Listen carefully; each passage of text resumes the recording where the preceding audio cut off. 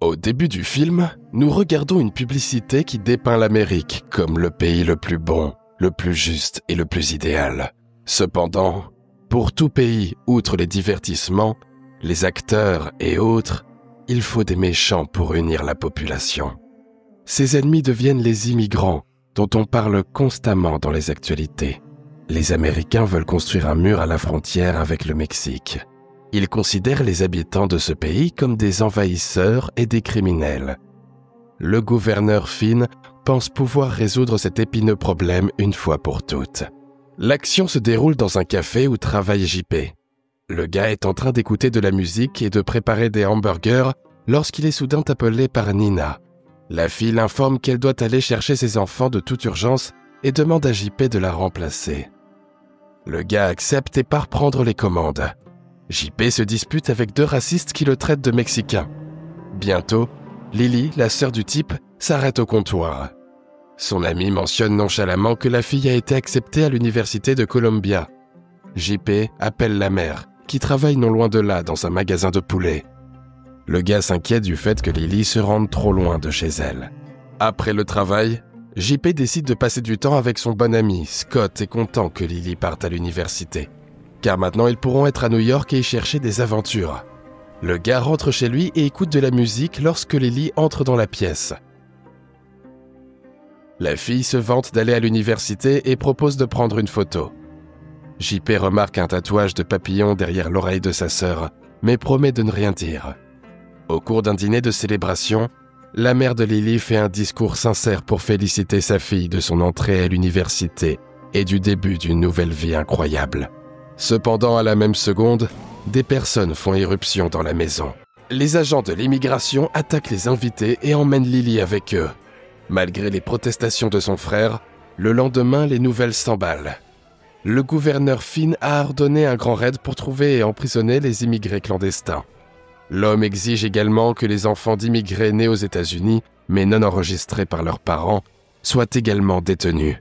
JP et sa sœur se retrouvent justement dans de telles prisons. Le gars observe Lily et quelques autres enfants qui sont emmenés dans un étrange bus. Lisa, une porte-parole libérale, rapporte qu'ils ont envoyé une plainte contre la décision du gouverneur à la Cour suprême, mais que cela risque de prendre beaucoup de temps. Une femme suggère à JP de prendre un emploi dans une riche maison de retraite américaine dans le cadre d'un programme spécial pour échapper à l'expulsion et protéger sa famille. Le gars se rend compte qu'il n'a tout simplement pas le choix. Le gardien Bruce informe les personnes participant au programme qu'elles porteront des capteurs spéciaux afin de ne pas tenter de s'échapper. Il leur est également interdit de rester en contact avec le monde extérieur pendant un certain temps. Outre JP, le programme accueille l'activiste libéral Camilla et un autre rebelle, Mika, l'anxieux Chris et le farceur narcissique Big Mac. Un bus rempli d'entre eux ainsi que les autres enfants arrive au manoir où ils doivent travailler pour s'occuper des personnes âgées. Les adolescents regardent constamment autour d'eux, observant l'endroit exquis. Plus tard, ils rencontrent Eddie, le créateur du projet et leur nouveau superviseur. L'homme pense qu'il y a beaucoup à apprendre et une expérience inoubliable dans un tel endroit. Cindy et James donnent aux adolescents des instructions plus directes et gardent un œil sur eux. JP apprend que le complexe dispose d'une piscine chauffée, mais que le personnel n'a pas le droit de l'utiliser. Cindy et James leur expliquent également que la chose la plus importante dans leur travail est d'empêcher les patients de se tracasser et de s'inquiéter outre mesure. La plupart du temps, les adolescents seront dans la salle commune en train de divertir les personnes âgées en lisant ou en jouant aux échecs. Au déjeuner, Big Mac se plaint de la nourriture et se remémore les plats de la chaîne de café où travaillait JP. Le gars dit qu'il ferait mieux de ne pas savoir de quoi sont faites les escalopes là-bas. Pendant le déjeuner, James s'approche des adolescents et leur dit qu'il est temps de se mettre au travail. JP aborde une dame âgée et ne sait pas comment la divertir. Lorsque Mika arrive, elle lui suggère de faire la lecture à la vieille dame. Le gars commence à lire un livre, mais la dame se met soudain à crier et à pleurer. Cindy fait une étrange injection à la dame, après quoi elle l'emmène quelque part. Au dîner, Chris, qui ne mange que des repas faits maison, tente de s'échapper, mais il est rattrapé par les gardiens. La nuit, JP se réveille à cause d'un bruit étrange et se rend dans la pièce voisine. Là, le gars découvre une patiente nue qui hurle que Virgile va les libérer. Les aides-soignants l'emmènent et conseillent à JP de fermer la porte la nuit. Le lendemain, Eddie montre aux adolescents le service où se trouvent les patients atteints de démence. À la surprise des autres, JP veut travailler dans ce service. Le gars se chamaille avec James à propos d'un surnom raciste lorsqu'il est soudain mordu au bras. JP s'évanouit, mais demande à son superviseur de ne pas torturer le vieil homme qui l'a blessé. Le gars fait un rêve à propos de Lily qui se transforme en cauchemar. JP se lève et se rend compte que Micah est à côté de lui. Ils discutent de la façon dont tous les autres traitent les patients comme du bétail et non comme des personnes. Au déjeuner, les adolescents discutent de l'endroit où Chris a disparu. Cindy, qui arrive, dit qu'il a été renvoyé en prison. Cependant, Big Mac montre aux autres l'inhalateur du gars et dit que Chris aurait difficilement pu partir sans lui. Le soir, le gars décide de montrer le film à l'un des patients. Cependant, M. Phillips souffre de terribles crampes et devient comme un monstre sorti d'un film d'horreur. Le lendemain, Eddie organise une réunion à ce sujet et dit que des experts ont déjà commencé à chercher à savoir ce qui est arrivé au patient. L'homme montre également à JP son hibou, qui protège l'écosystème local des oiseaux étrangers. Eddie demande au gars de faire un câlin à James. JP le fait et vole furtivement les clés de son patron. Le gars libère ses amis et leur propose de nager dans la piscine. JP parvient à entrer en contact avec Micah, qui lui plaît. La fille l'invite dans sa chambre et il reste seul. Au matin, JP se réveille dans le lit d'une femme âgée, mais il se rend compte qu'il s'agit seulement d'un patient qui s'est trompé d'endroit. Alors qu'il est au travail, le gars essaie à nouveau d'avoir une conversation avec une dame âgée nommée Greta.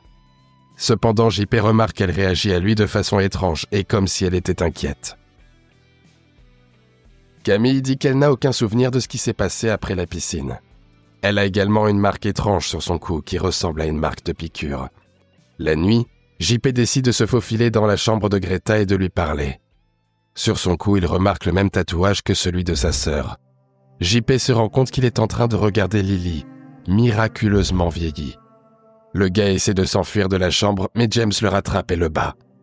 Au matin, les adolescents ne trouvent pas JP. Big Mac suggère qu'il a peut-être été emmené quelque part, tout comme Chris.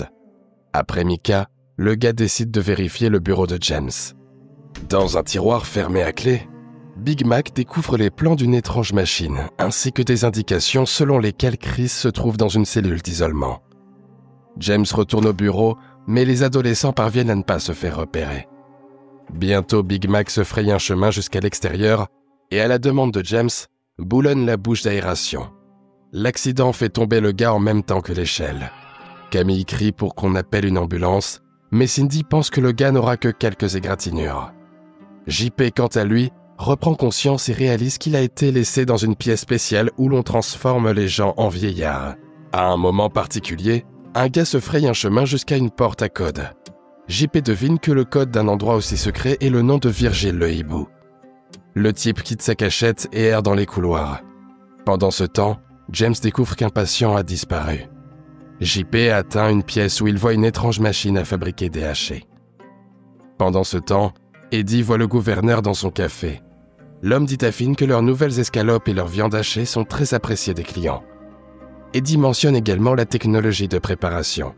Il s'avère que les émigrants empoisonnés sont transformés en vieillards avec une substance spéciale, et les ingrédients spéciaux rendent leur viande plus tendre et plus savoureuse. Lorsque les personnes âgées meurent, elles sont entièrement broyées en viande hachée qui est ensuite utilisée pour faire des escalopes. Le gouverneur Finn rit, satisfait que son idée se soit révélée commercialement rentable et presque sans coût. JP, quant à lui, tente de sortir et tombe sur Micah. Le gars tente d'expliquer à la fille qu'Eddie et son personnel transforment les gens en viande hachée. Cependant, Micah se révèle être un traître et injecte un sédatif au gars. JP reprend ses esprits alors qu'il est attaché à un fauteuil roulant. Eddie est assis juste en face de lui. L'homme qualifie les immigrés de seconde zone qui, pour une bouchée de pain, sont prêts à faire n'importe quel travail que les Américains normaux à bord. Ils profitent de la main-d'œuvre bon marché de ceux qui viennent d'autres pays et sont désireux de rester dans une Amérique riche en opportunités. Cependant, après l'automatisation, la main-d'œuvre immigrée bon marché est devenue inutile et ils peuvent eux-mêmes être utilisés comme matière première. Pendant ce temps, Big Mac, qui a retrouvé ses esprits, s'échappe de la chambre d'hôpital et aide Camille à se libérer du bracelet. Mika ramène JP sur la chaise où on va lui injecter des hormones. La fille dit que les émigrants sont un plat et qu'en leur faisant des injections spéciales, il suffit d'attendre qu'ils cuisent. Camille est bientôt attrapée elle aussi et envoyée pour une procédure de vieillissement forcé. JP parle à la fille et lui dit qu'il devrait s'échapper. Le soir, lorsque James, Cindy et Mika arrivent, les vieillards qui se sont retournés contre eux organisent une attaque. JP s'échappe, mais il est attaqué par Bruce. Heureusement, celui-ci est défendu par Big Mac, qui arrive en rampant par le conduit d'aération. Big Mac reste avec les vieillards pour continuer à détruire les gardiens. Pendant ce temps, JP, sa sœur et Camille tentent de s'échapper de l'asile. JP tombe sur Eddie, qui décide de le tuer avec une machine à hacher. Cependant, avec l'aide de Lily et Camille, Eddie tombe lui-même dans le broyeur à viande, raisonnant que les Américains sont la race la plus forte et la plus intelligente de toutes. En ayant fini avec l'homme, JP, accompagné de sa sœur et de Camille, se dandine vers la sortie. Il s'assoit sur un banc et se couvre les yeux en regardant le lever du soleil. Big Mac retrouve ses amis et commence à les réveiller. Cependant, il est trop tard, car ses amis ont déjà quitté ce monde.